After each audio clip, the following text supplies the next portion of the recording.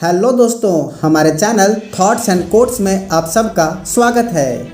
जो जैसा करे उसके साथ वैसा ही करना चाहिए। अच्छे लोगों के साथ अच्छा करें, हिंसक लोगों के साथ हिंसा करें और दुष्ट लोगों के साथ दुष्टता करने में कोई पाप नहीं। आचार्य यहाँ कहना चाह रहे हैं बुरे लोगों के साथ बुरा करना चाहिए, तभी वो नियंत्रण में आते हैं। जिन व्यक्तियों ने गुरु के पास बैठकर विद्या का अध्ययन नहीं किया, केवल पुस्तकों से ही ज्ञान प्राप्त किया है, वह विद्वान लोगों की सभा में उसी तरह सम्मान प्राप्त नहीं करते जिस प्रकार दुष्कर्म से गर्भ धारण करने वाली स्त्री का समाज में सम्मान नहीं होता। आचार्य यहाँ गुरु के महत्व को प्रकट कर रहे हैं। वो कहना चाह रहे हैं जो विद्यार्थी गुरु से विद्या नहीं लेता उसका ज्ञान अधूरा रह जाता है, उसके ज्ञान में कुछ न कुछ कमियां रह जाती है। इसलिए हर विद्यार्थी को किताबों के साथ साथ गुरु से भी विद्या लेनी चाहिए। जो वस्तु अत्यंत दूर है, जिसकी आराधना करना अत्यंत कठिन है और जो किसी ऊंचे स्थान पर स्थित है, ऐसे चीजों को तप द्वारा ही सिद्ध किया जा सकता है। आचार्य यहाँ कहना चाह रहे हैं तप द्वारा अर्थात परिश्रम द्वारा असंभव कार्यों को भी संभव बनाया जा सकता है। तपस्या और परिश्रम से ही मनुष्य को अनेक सिद्धियां प्राप्त होती है। यदि मनुष्य में लालच है तो उसे किसी अन्य बुराई की क्या आवश्यकता। यदि चुगलखोर है तो इससे बढ़कर और क्या पाप हो सकता है। यदि मनुष्य का मन पवित्र है तो तप करने की क्या आवश्यकता। यदि मनुष्य का मन पवित्र है तो विभिन्न तीर्थ स्थानों पर जाकर वहां स्नान करने से क्या लाभ। यदि मनुष्य में प्रेम है तो उसे किसी अन्य गुणों की क्या आवश्यकता। यदि संसार में उसका यश फैल रहा है तो उसे किसी आभूषण की क्या आवश्यकता। यदि उसके पास उत्तम विद्या है तो उसे किसी धन की क्या आवश्यकता। और यदि उसका अपयश फैल रहा है तो उसे मृत्यु से क्या लेना देना। वह तो जीते जी मृत के समान है।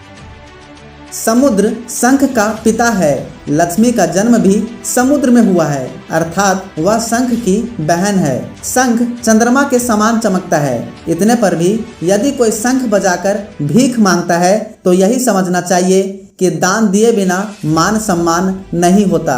आचार्य यहाँ दान के महत्व को बता रहे हैं। कोई अगर शंख जैसी अनमोल चीजों को लेकर भी भीख मांगता है तो उसे दान दे देना चाहिए। शक्तिहीन व्यक्ति सज्जन बन जाता है, निर्धन ब्रह्मचारी बन जाता है, रोगी ईश्वर का भक्त बन जाता है और बूढ़ी स्त्री पतिव्रता बन जाती है। श्री चाणक्य जी का भाव यह है व्यक्ति विवशता के कारण ही अपना स्वरूप बदलता है, सामान्य रूप से वह वैसा होता नहीं है। बलवान व्यक्ति को सज्जनता का व्यवहार करना चाहिए। ईश्वर की भक्ति तो सदैव करनी चाहिए, पर लोग बीमार होने पर या दुखी होने पर ही ईश्वर को याद करते हैं। इसी प्रकार एक सुंदर और जवान स्त्री पतिव्रता का धर्म पालन करती है तो यह उसकी विशेषता मानी जाएगी।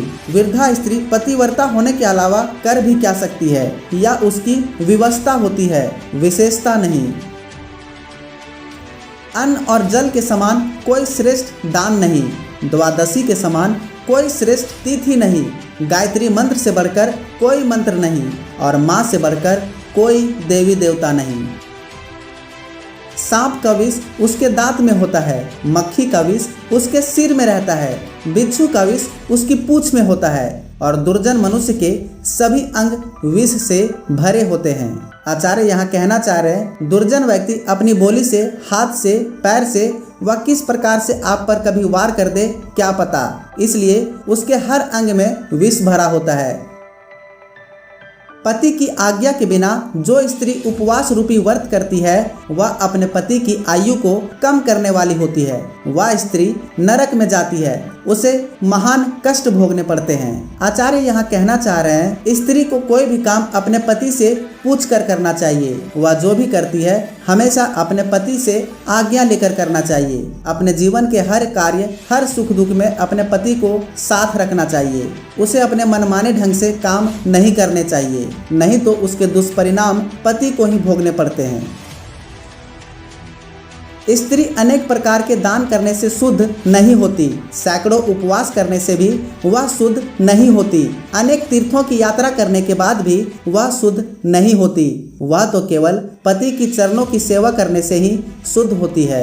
आचार्य के अनुसार स्त्री का सबसे प्रथम कर्तव्य अपने पति की सेवा है। जो स्त्री अपने पति की सेवा न करती हो तथा अन्य धार्मिक कार्यों में अपना समय बिताने का प्रयत्न करती है, उसे कोई विशेष लाभ नहीं होता। उसका सबसे पहला कर्तव्य पति की सेवा करना है, उसी से उसे मोक्ष मिलता है, उसे पवित्रता मिलती है। संदेश यह है कि स्त्री पहले अपने पारिवारिक कर्तव्यों का निर्वाह करे, सेवा ही उसकी मुक्ति का साधन है।